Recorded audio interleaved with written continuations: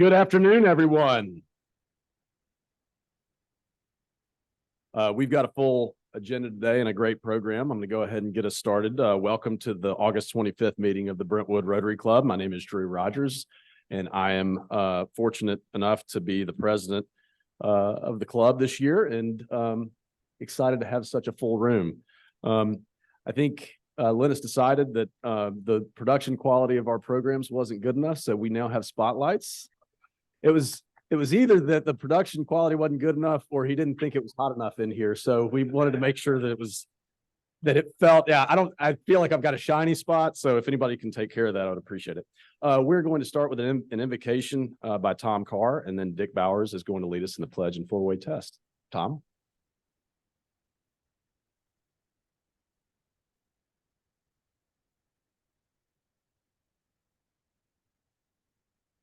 So let us remember all of our members who are ill and infirm right now. There've been several, we've been posting their names up in the bulletin and also online here, but bow your heads with me, please. Our hearts are full, dear Lord, for the many, many blessings you've given us, from the fertile fields and running rivers of our beloved country, for the time to live and enjoy them, and for the freedom to walk with you. For all these things, dear Lord, we are eternally grateful to you. Amen. Would you join me in the pledge to the flag, please?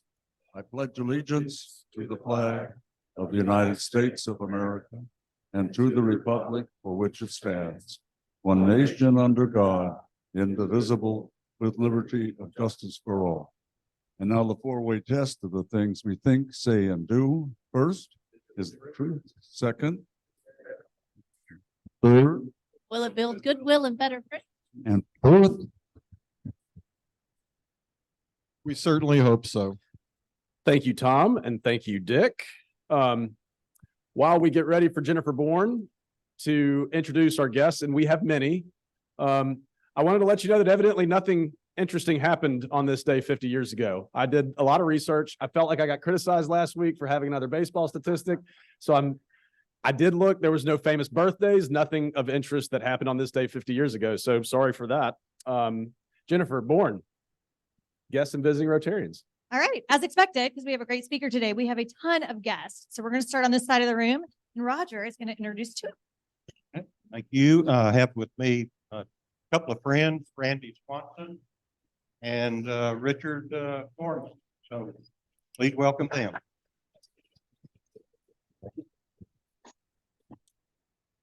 I have a good friend, Jerry McCullough.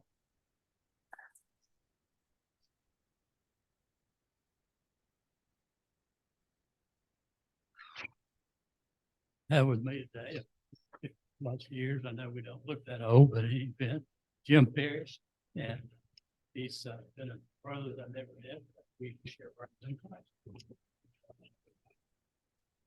War Eagle, Jim. All right, and Bert. All right, we have Mr. Banks Hickman. His company just relocated to the Nashville area. He's an arborist by trade. And then we have back for umpteenth time Matt McCall, who's going through the process. All right, that leads me to every week we've had new members going through our process, which is so exciting. Matt is currently in process, and Owen is almost done with process. So if you guys get a chance, please introduce yourselves to all the guests today, and then too. Wonderful. Thank you for coming. Thank you, Jennifer. A couple of things that I want to, before we get into Happy Bucks, I did want to say a couple of things. We do have, Bill McCarthy is on Zoom, and so it's good to have Bill back. Unfortunately, he's not with us here, but we're glad he's on Zoom. So Bill, welcome. And also, please keep in your prayers Jane Covington. I know she's been dealing with, she's been out of town and with her father, who I think recently had a stroke. So please keep Jane in your prayers, and her father as well. But on a happier note, we have Paul Harris Fellows to distribute. And so I am going to ask Sarah Johnson to come forward because she has Paul Harris Fellows certificates and pins for her sister and nephew, Susan Michelle Bird and Daniel Fisher Bird. Sarah?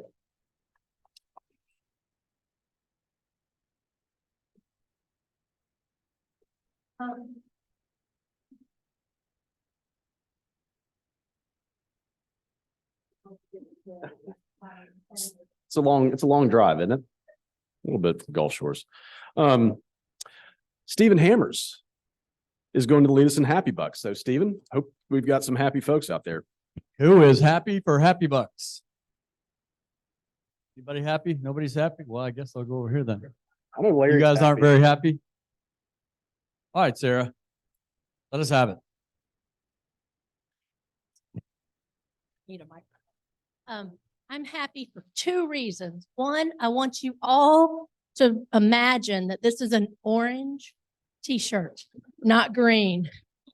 It is a Tennessee t-shirt. Republic Bank didn't have any orange ones, or I would be wearing one.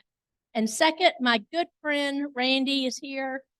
He and I have some lovely memories from our Belize trip, and anything he tells you about me is probably not true. All right, anybody else over here? Happy Bucks. All right. Quick golf report. We had a good week. We brought in, I didn't count, but I'm going to say somewhere between 7 and 10 sponsorships this week. That's a good week. We still have 35 outstanding from last year. That's down from 50 something. So that's good. So keep working it. We got 17 days. Everything else is ready to go. Tournament's ready to roll. Susie's putting together her volunteer list. If we've got a few spots left if you want to work that day, come out and help us. See Susie, and she'll get you signed up. It's a fun deal. It's pretty easy.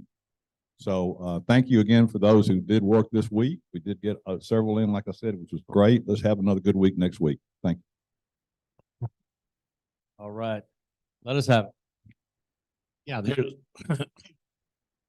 excuse me. I tell you what, that dollar is for Hunter, okay?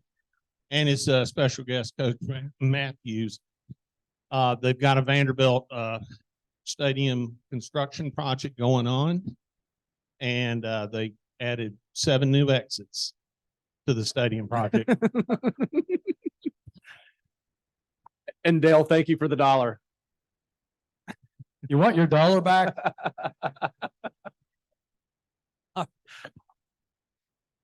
Anybody else? All right.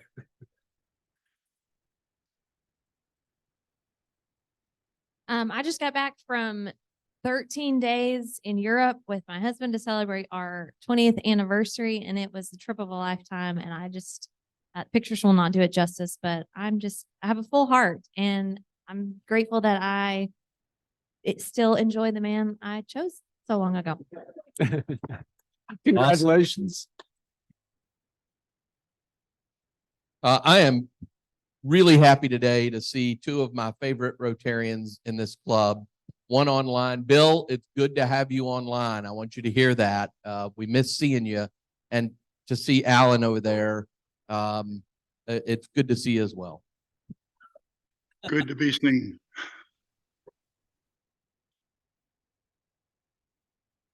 Thank you, Steve. So we had a great night out with the short-term exchange students a week and a half ago.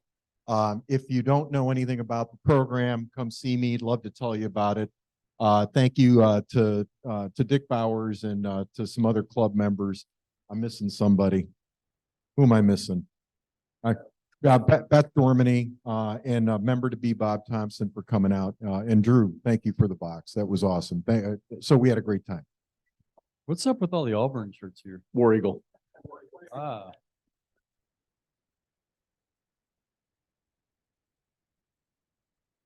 So I too returned from Europe after 14 days and brought the heat with me. It was hotter than the hinges of Hades there, but it was a great time. It's great to be back here, and hopefully it'll break this weekend and we can go outside and enjoy it a little bit. Do you have any thoughts on the Florida documentary that's on Netflix that you'd like to share?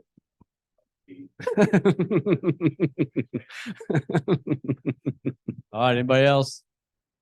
Anybody else happy? All right, that's it. Wonderful. Thank you, Stephen. I appreciate that.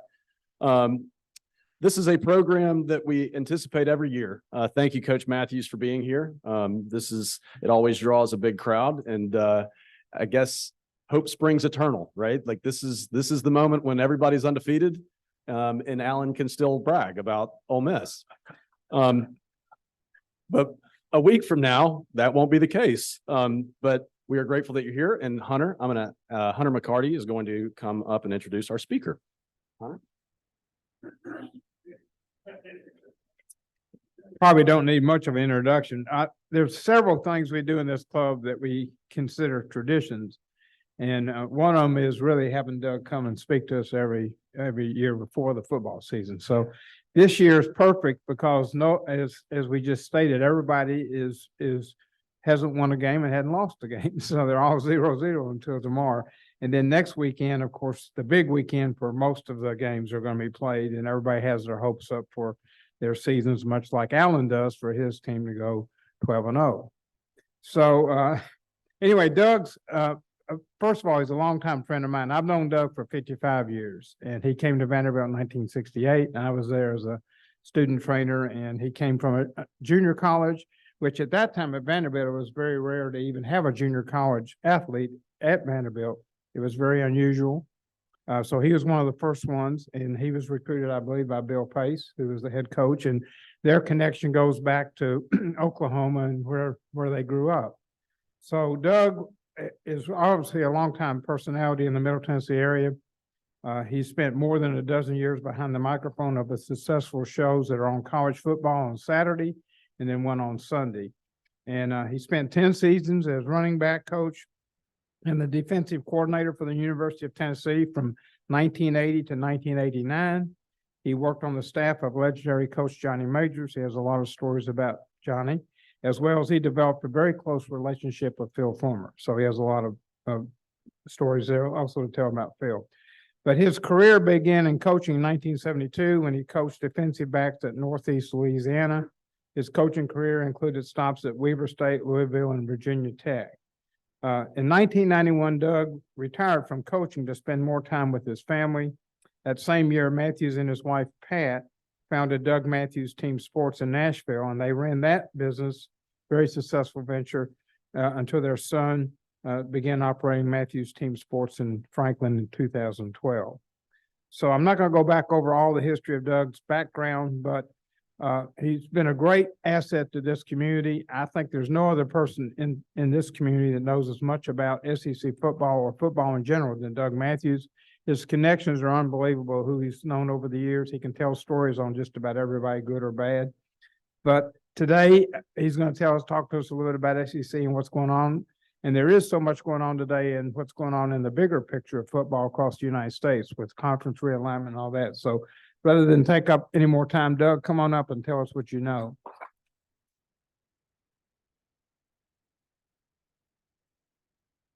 Thing I like about Hunter introducing me, I do not have to adjust the microphone when I come up here, so.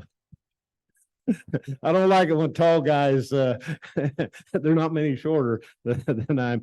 You know, I was listening to Alan over there and it kind of brought to mind, I see some of the catbirds over here from Brentwood Baptist, my Sunday school class over there. And often I get guys coming up to me and tell me, friends of mine, not people who aren't friends, and say, you know, I'm going to call in your radio show one of these days and kind of set everybody straight about what's going on and what you're talking about. And I said, well, two things. Number one, I said, I don't take phone calls. And number two, if I did, you need to remember that when you hang up, I'm still going to be on the air. So Alan, you know, you can make your comments, but I'm going to be coming up after that. And you're right about Vanderbilt State. I'll remind you though, that I think Ole Miss on campus, I don't think I know, was the last Southeastern Conference school that actually had lights where you could play at night on that. So Vanderbilt's got a few problems, but anyway, matter of fact, we played a game down there one time. I think it was 85 or 86 when I was at Tennessee. And it was an afternoon game. We most time we played in Jackson, or we played when we were playing Ole Miss, played at Jackson or occasionally in Memphis. And anyway, for some reason we played the game down there, and it was I think a 1:30, 2 o'clock ball game.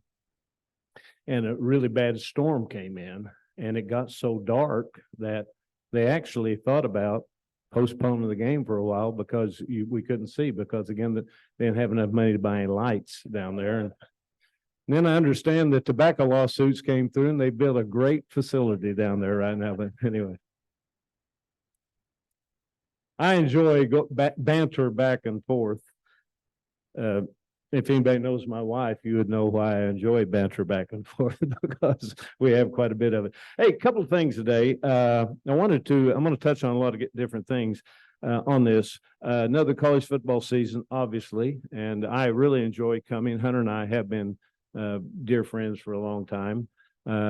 He actually is one of the few people that I can say actually taped my ankles, and he did actually tape my ankles when Joe Warden would let him. Anyway, I want to hit a few quick things here, and then I'll open it up for some questions if we have time. A couple of significant things this year that you don't know if you don't know if you hadn't been coaching or in the world. There's this year, I don't know this for exact fact, but I will be willing to bet on it. We only have 3 rule changes in the way the game is played, which is really unusual. I don't know if you all have committees in this club, but in the NCAA, they have committees. And if you have a committee, to justify being on a committee, you got to do something, to make it look like that there's a reason why you're there. So normally they have a lot of rule changes, but really the only rule changes that are going to be, you won't even notice them really other than one. They have been looking, they being the NCAA, the competition committee has been looking for a way to spend less time, have less plays, and have less time during the ball game. I think the average game last year was 3 hours and 40 minutes, something like that. Just to kind of juxtapose that, a average NFL game is 3 hours and 5 minutes. So pretty significant difference. So now, they keep looking for ways of doing it, and I tell them the best way they can do it is an NFL halftime is 12 minutes. Southeastern Conference halftime, depending on the band show, goes for, 25, 30 minute rarely more than 25. And I don't think any of the major universities are going to be cutting out halftime, at stadiums. So that would be one thing on it. But one thing they have done, they've adopted essentially the pro rule in that now there will no longer be a timeout after a 1st and 10, which there has been before to move the chains. They waited to move the chains and then started again. Now, quite frankly, with all the fast-paced offense, that's gone to there used to be 12 seconds in between. You have a 40-second clock, and they would tell you that the officials will take about 12 seconds to make sure everything's set, make sure all the officials have gone back out to their positions. Well, the fast-paced offense has changed on that, so they're only going to be saving actually about 4 seconds on a 1st and 10 if you got 20 1st and 10s in a game. Randy, how quick? How much is that, real quick? No, never mind. But so that's one thing. But the halftime's a big thing. They're also you can't have consecutive timeouts. Most of you probably didn't even know people use consecutive timeouts, but they did kind of ice the kicker.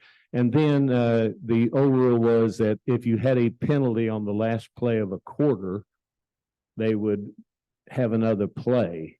Now that'll only apply to the last play of the half or the last play of the game. If there's a penalty in the first quarter or the second quarter, that will they'll enforce the penalty at the start of the second quarter or the fourth quarter, depending on which. All this is minutia, I know, but I got to fill a little time here with something on this because they gave me a little bit more than I thought of. Anyway, that's the rules. That's the big rules right now. Fast-paced offenses have been a topic, and the one that we know the most here about, of course, is the University of Tennessee. They play at a tremendously fast pace. Ole Miss plays at a tremendously fast pace. You get 40 seconds after the whistle is blown from the previous play to get another play snapped. Tennessee averages about getting a playoff in about between 31 and 32 seconds. So they're only spending about 7-8 seconds getting set. Ole Miss is around 29-30. So they're the two in the country that really go at a really fast, high rate of speed. And the reason they've tried to do it is because we all, and those are the two teams that that are accused the most of using what would be the word? A way to get the clock stopped on defense. And the only way you can do that is for a player to have a cramp or something. And of course, we've all seen pictures of that. They've tried to enforce some rule on that, but the fact of the matter is every official's told them the same thing. They say, hey, if that young man tells me he's injured, I'm not going to tell him he's not injured because I know what's going to happen if I do and he is injured. So all of this is really trying to justify how can they slow that part of it down. And quite frankly, I think it'd be pretty simple to do if they and they've had this in front of them, if they just say, okay, we're going to take 10 seconds. You can't snap the ball until 10 seconds have run off the 40-second clock, 30-second at the 30-second mark, except in a no huddles, end of a ball game, last 2 minutes of a ball game. Probably not going to do that. A lot of reasons why. Most, if not all, but most, certainly not all, but most of the coaches that are on the competition committee are offensive coaches. Most head coaches nowadays are offensive coaches. I think of the last 10 head coaches that have been hired in the Southeastern Conference, only one, the young Beamer at South Carolina, is the only one that was a defensive coach. So they're going to hire offensive coaches on that. All right, that's enough about that. Some of the quick problems, and probably like in your business, a problem can either be a problem or it can be an opportunity. The transfer portal and the name, image, likeness. And I'm just going to touch on those real quickly because you all have probably heard enough about those anyway. But the transfer portal has really been a good thing. And the reason that came about is because if a player would sign with the university and would leave, he had to sit out a year. And if the university didn't release him, he could not be on scholarship at the other university. Southeastern Conference, it was 2 years if you transferred within the conference. And, probably there was a reason for doing that at one time, but when coaches started making $6, $8, $10, $12, $15 million, and when they could leave at any time and move somewhere else, or maybe the assistant coach that recruited you left, there was no punishment for that. Now, they may have a buyout, but normally that was handled by the next university if they had a multi-year contract on it. So it's been a really good thing. And quite frankly, there have been very, very few schools that have been really hurt by the transfer portal. And I say that if you compare, you may lose a player or two. Tennessee a couple of years ago wasn't strictly because of transfer portal. I lost a linebacker that went to Alabama, lost a couple of other players, but they also lost about 15, 20 guys that were not going to ever play for them. So they were able to utilize those scholarships. Where the transfer portals really hurt, it has hurt the MTSUs, the Austin Peays, because they're good players. If they have, which they do, if they have a special player, he's probably going to move somewhere to a bigger school and transfer in there and be eligible. This wasn't the transfer portal, but Vanderbilt's best player 2 years ago, the big offensive tackle, transferred to Alabama and actually started for Alabama. Now, he was a grad transfer, and grad transfers can leave automatically anyway, but you see the point on that. Name, image, likeness is something completely different. I don't think anybody really has a full understanding. I talked to the guy that heads it up in Knoxville this past week just to get some information about it. And I don't think anybody really knows exactly what to do or what not to do because there's no rule. There were several states, 18 states, Tennessee being one of them, who jumped out in front of this thing because they were encouraged to jump out in front and make a state law. Well, only 18 of them did it. So while they had a law, the ones that did not have a law, they didn't have any rules. They could do whatever they wanted to. So all these states now have gone back. Texas, Tennessee, I don't know that they've done it yet, but they're now, taking those laws off the books so that it won't be a detriment to their name, image, likeness. just talking name, image, likeness, you see some numbers thrown out there that are probably not quite right, but most of them are. You're looking at most of these big universities now will be spending somewhere between 12 and $15 million a year for name, image, likeness for their players. And in some instances more than that. And if you're not playing in that world, if you're not playing in the transfer portal world and you're not playing as a university in the name, image, likeness world, you're going to get run over, because that's the way the game is being played right now. We may not like it at all. But all in all, I don't think it's a bad thing at all. The name, image, likeness was originally set, and I think I've talked about this a couple of years ago. You know, if Doug Matthews is from Ravenwood High School or Brentwood High School, and he goes to school at wherever, and the Rotary Club says, hey, why don't you come back and talk to us, and we'll give you a couple of $100, you know, to help you out a little bit. That's what the rule was set up for. But when you marry that with the transfer portal, now they're going to young men who are playing at places and say, hey, if you come to my school or whatever, we'll fix you up with a whatever, 200,000, 300,000, whatever it might be. So IRS has jumped in the middle of this now. They have put a stop to all of these collectives. Many of them had started up a 501c3, and they put a hold on all those now. So, you know, exactly where that's going to head, I don't exactly know. And if anybody have any question about that, I'll be glad to answer it. Yes, sir.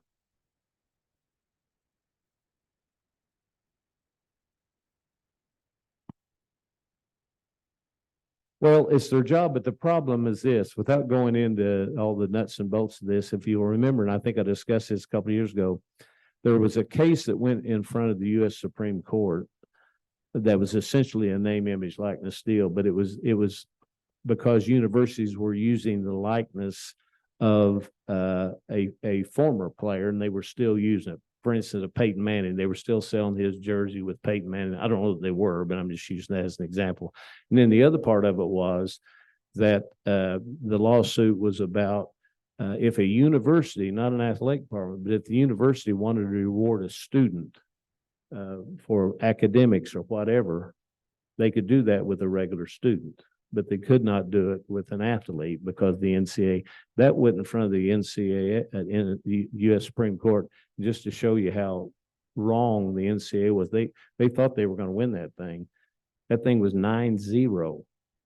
You can't get all 9 justices to agree on anything, but they agreed on that. So that's kind of where it is right now. And the NCAA reorganization, they got a new, and this will show you which direction the NCAA is heading in now. The new president of the NCAA is a former Republican governor from Massachusetts. So what does that tell you? That tells you that the NCAA realizes all these things are now in the political world. They're being legislated as we speak, kind of slowly, but the name, image, likeness is being legislated. At some point, we're going to get where we have a national rule, but it's going to have to come out of Congress. And as my good buddy Tony Barnhart often says, is if they don't get it done this year, we know in an election year, it's certainly not going to get done then. So I think we're going to be where we've been on name, image, likeness. Yes, sir.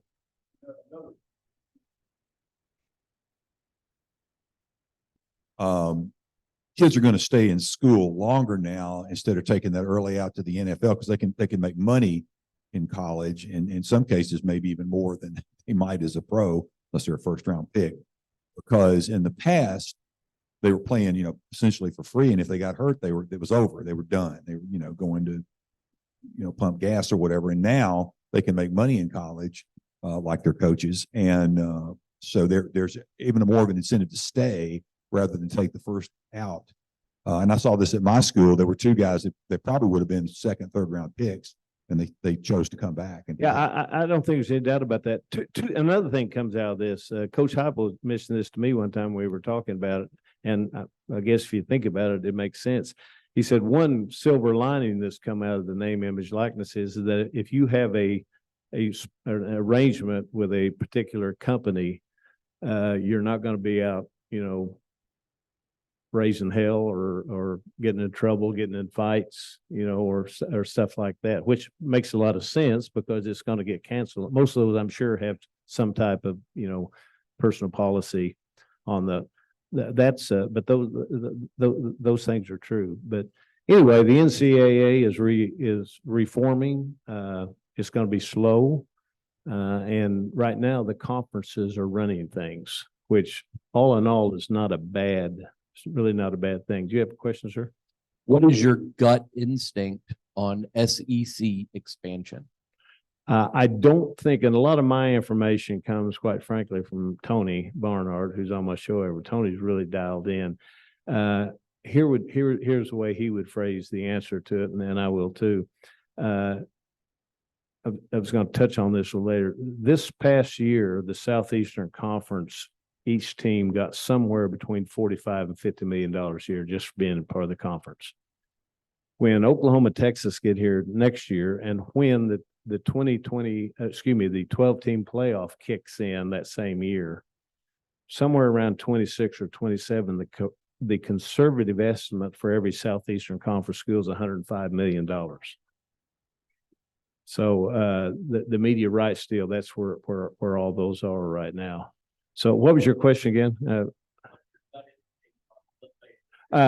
Well, and Tony's thing is this: we'll have 16 teams, and I'm going to get into how that's going to change the league.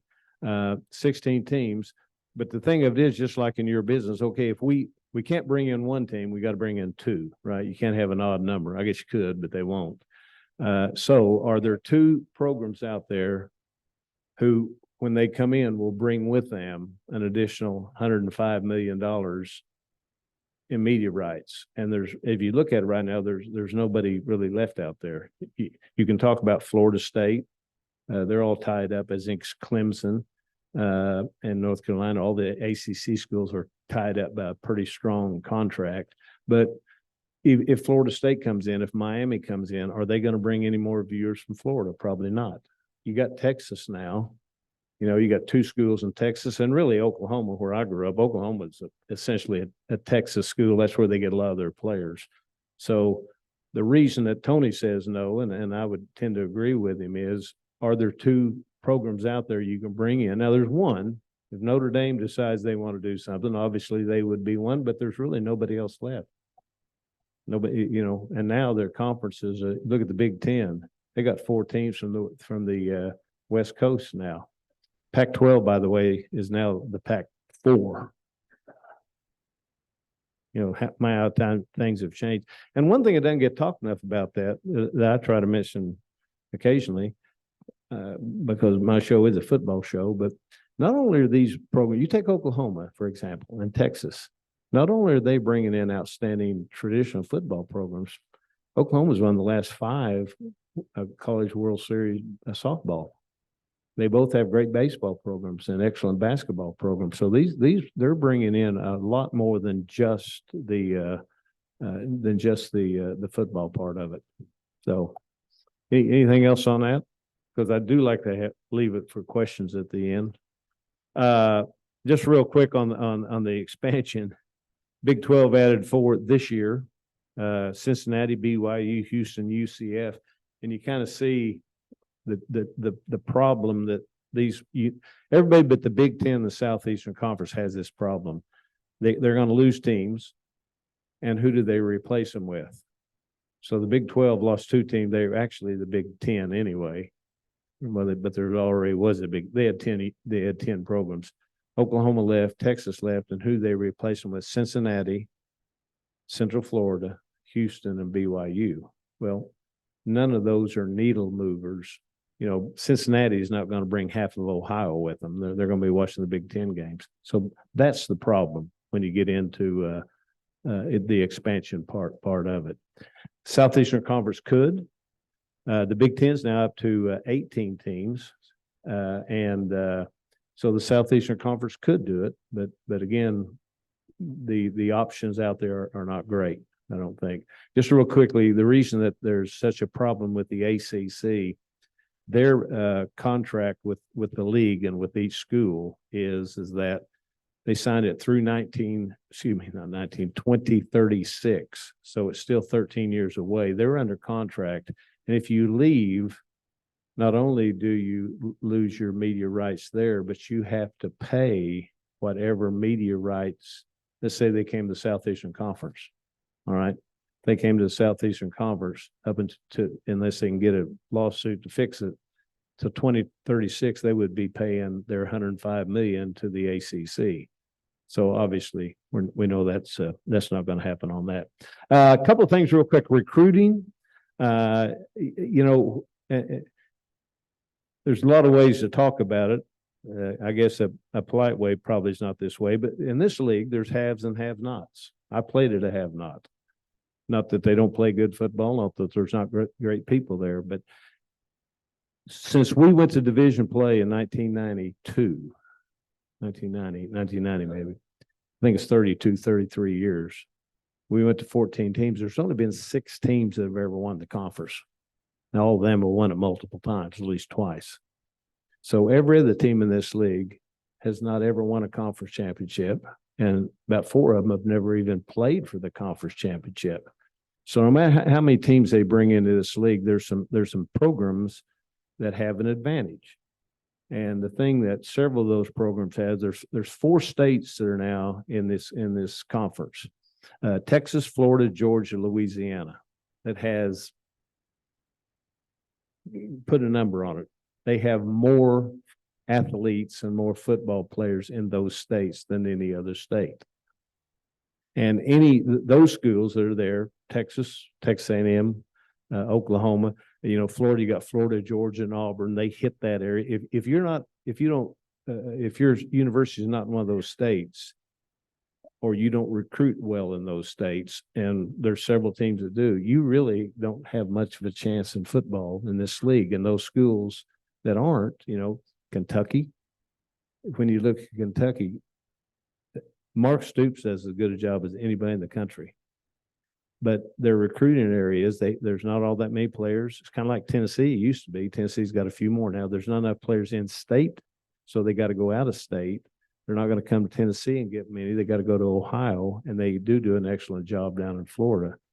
But the problem that you run into when you're picking a team, and I use this every year. I probably used it here last year. If you're take whatever team you're following and say for one more year, if you can't win at least 5 Southeastern Conference games, you have to win 5 to even get in the conversation of winning your division. That's happened a few times, and it's all because of a tiebreaker. But by and large, if you can't win 6, if you can't go 6-2 in the conference, you're not going to have any chance of representing your division. If you go 7-1, you likely are, and certainly if you go 8-0, well, there's no question that you are. So it gets down just to a numbers game. Are we good enough to win 6 of the 8 Southeastern Conference games we play? And quite frankly, about half the league is, maybe a little bit more is not. And so does that keep you from pulling for your team? No, certainly doesn't. And if you happen to make a bad hire occasionally, and we all have been there, right? Then you're really behind the 8 ball. That's where Florida is right now. This guy's not a bad hire, but the one they made before was, and they've kind of not in a really good position right now. So just kind of quickly on that, let me just hit real quick. As I look at it right now, there's no question who the best, I wouldn't say the best, who the most talented team is in this league, and that's Georgia. They have more players on their 85-man roster than anybody else does. Alabama's close, but they're not where they are right now. But of course, the good thing is you can only play 11 of them at a time, but depth normally pays off in this league. Does anybody have any idea who the last NCAA football champion that won school that won 3 straight football championships, when it was and who it was? Without looking at your phone. Minnesota, 1935, and you know who their quarterback was? There's a reason why I know this. It has nothing to do with Minnesota. their quarterback was a guy named Bud Wilkinson, who, of course, when I was growing up in Oklahoma, was kind of he was the Bear Bryant or the Nick Saban of Oklahoma at that time. So anyway, but Georgia's got a shot this year. They got a really favorable schedule, which always helps. Now, to be their non-conference schedule is not very good at all. But to be honest, to be fair, they had Oklahoma scheduled. They were going to go to Oklahoma and play, and because the league was coming together in 24, they had to. The conference made them get rid of that ball game. But really good. Alabama's going to be really good. I think LSU's going to be really good. They ended up really good, and they got a really good coach down there. They're the teams that got them early, Florida State and Tennessee. Not that they wouldn't have beaten them late, but it had been extremely more difficult than those particular games were. I think Tennessee's going to be really good. And then you got a bunch of teams who all have a chance. Who's going to be that group that comes out of that group and maybe win some games, close ball games. I think Vanderbilt and Missouri are going to be really bad for this league. I don't ever refer to a team on the air as really bad, because kind of like I hear guys say all the time, something about a pro football playing being terrible. Well, you don't play in the NFL if you're terrible. You're just not maybe as good as some of the guys that you're going up against. So anyway, quarterbacks returning this year, not many. And the teams that are being favored, that's the thing that people have going for them. Georgia does not have a returning quarterback. They got a returning quarterback. They don't have one that played. Alabama is the same way. LSU's got one returning, that very, very good player. South Carolina, the Rattler kid, had a really good end of the year last year. But most everybody else, Vanderbilt's got a returning quarterback, and Missouri's got a returning quarterback. Almost everybody else is looking for someone to come in. And that one position, you just really don't know how a young man who has not played a lot at that position, you just don't know how he's going to play. Some of them turn out to be really good, and some of them turn out to be average. And pretty much if you're average in this league, you're probably going to have an average football team most of the time. So any questions? I appreciate being here, but any questions before we go? Yes, Coach, you mentioned Louisiana putting in a lot of players, yet their population is far less than Tennessee. What are they doing down? Well, the big thing, they have a couple of things. Number one, they got a lot of athletes down there. That Baton Rouge area and the New Orleans area, I recruited that for a while. There's players all over. But the big thing they got going for them, Georgia has this also. They're really the only university in the state from a football perspective. Every other state has, Alabama has Auburn. Georgia's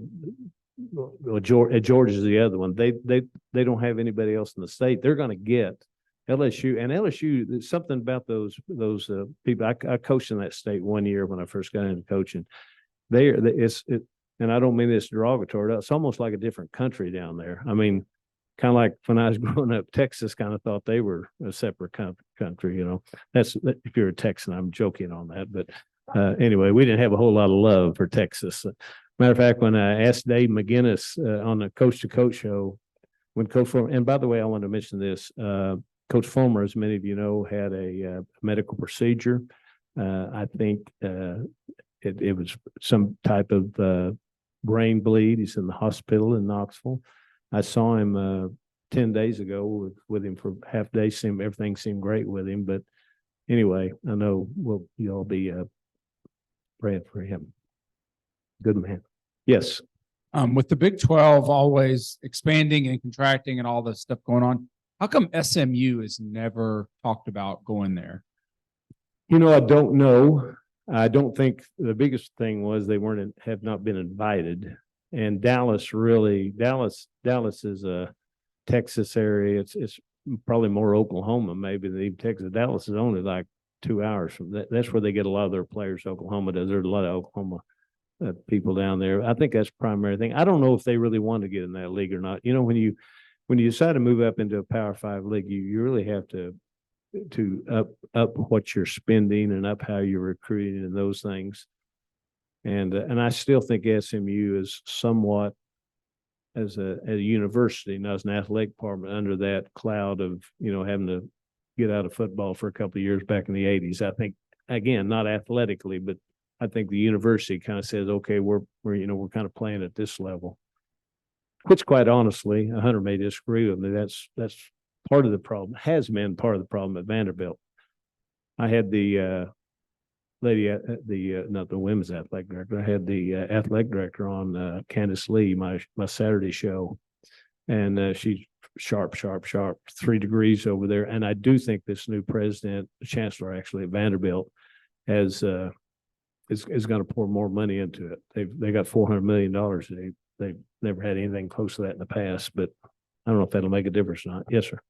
Yeah, so we're talking football, and with the expansion, especially the Big Ten bringing in the Pac-12 schools, the non-revenue sports that play multiple games per week and are having to travel across the country. What are your thoughts on that? And because of that, do you ever see it being a football-only conferences where those other sports would be still in Pac-12 or Big 12? I do think that we will eventually, I'm not sure it'll happen in my lifetime, but I do think we'll eventually get to where football is a standalone sport. Really, the only thing that the NCAA is really has been good at is running the tournament sports, and they've been very good at that. Basketball, baseball, softball, those types of things.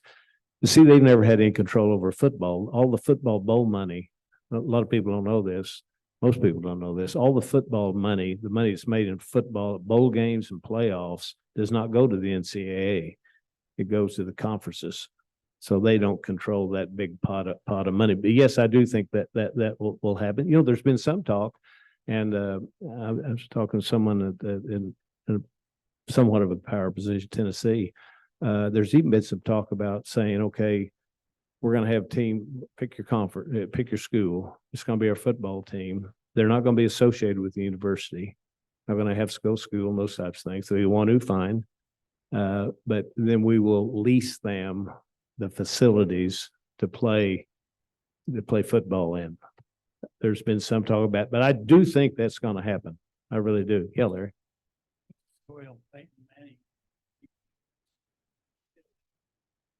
He lives in a lot of places.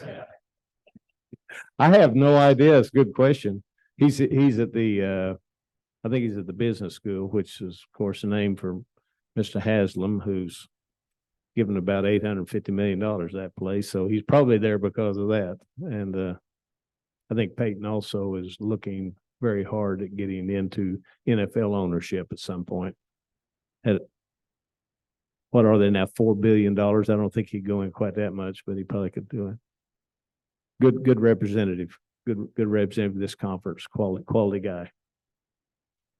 Thank you very much. Appreciate it.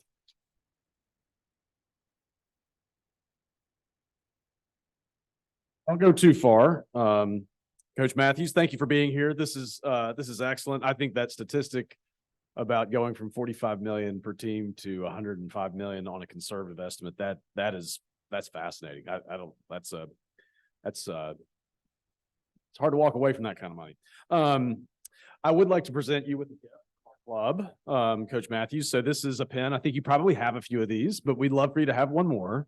Well, you always need a pen, and if you get one every year, then you will always have a pen to remember the Brentwood Rotary Club or the Rotary Club of Brentwood with. So thank you very much for that. And then we also have a book that you're familiar with this drill. We would ask that you sign it. This is a book that we read to first graders in the Brentwood community. And when we read it to them, we talk about your time here. The book is based on the principles of the four-way test, which we live by in the Rotary Club. So thank you so much for being here. I saw this book over at Randy's house. Thank you, Coach Matthews. Thank you to all of our members that attended today. Thank you for bringing guests, Randy, Richard, Jerry, Jim, Banks, Matt, who we look forward to welcoming you as a member in the future, and Owen. Thank you for being here today. We will welcome you next week as a member. Remember that there are 17 days left until our golf tournament. 35 sponsorships that were sold last year still remain. So let's do something about that. And then as we leave here today, please stack your chairs in stacks of 8 by the table. And if there's, oh, Lennis, There is no meeting next week, meeting in 2 weeks. good call. Thank you, Lennis. There is no meeting next week. Alan, no meeting next week. Good, good. No meeting next week. Susie.